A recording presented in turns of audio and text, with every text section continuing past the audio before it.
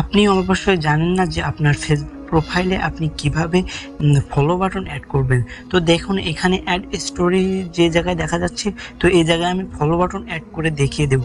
তো আপনিও সহজেই একটি সুন্দর ছোট সেটিংসের মাধ্যমে আপনার ফেসবুক ফলো বাটনটি অ্যাড করতে পারবেন। তো ফাইনালি আমাদেরকে কি করতে হবে? তো ভিউয়ার্স, আপনারা যারা আমার চ্যানেলটি এখনও সাবস্ক্রাইব করছেন না তাদেরকে বলতেছি একটু দয়া করে সাবস্ক্রাইব করে দিন, কারণ আপনার একটা সাবস্ক্রাইবে আমি অনেক দূর এগিয়ে যেতে পারবো। তো চলুন বেশি বকবক না করে ভিডিওটি শুরু করা যাক। তো প্রথমে আপনারা ফেসবুকটি ওপেন করবেন। তো আমি ফেসবুক অ্যাপসটি ওপেন করছি। তো আপনারা এই 3 ডট অপশন সেটিংসের উপর ক্লিক করবেন। সেটিংসের উপরে ক্লিক করে একটু নিচে যাবেন, নিচে সেটিংস অ্যান্ড প্রাইভেসির উপরে ক্লিক করবেন। তো ক্লিক করার পর এখানে আবার সেটিংসে যাবেন। তো সেটিংসে যাওয়ার পরে দেখুন সেটিংসে যাচ্ছি। তো আমার একটু নেট প্রবলেম ভিউয়ার্স, তো একটু নিচে স্ক্রল করবেন। স্ক্রল করলে দেখতে পাচ্ছেন এখানে লেখা আছে how people can find and contact you. তো এখানে দেখুন এটার উপর ক্লিক করবেন।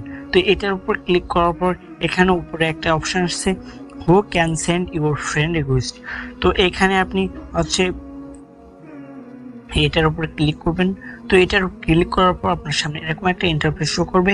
তো আপনার এখানে যদি এভরিওয়ান করা থাকে তো অবশ্যই আপনি সেটা হচ্ছে ফ্রেন্ড করে নেবেন, কারণ এভরিওয়ান করা থাকলে কখনোই হবে না। তো আমি ফ্রেন্ড করে দিয়েছি।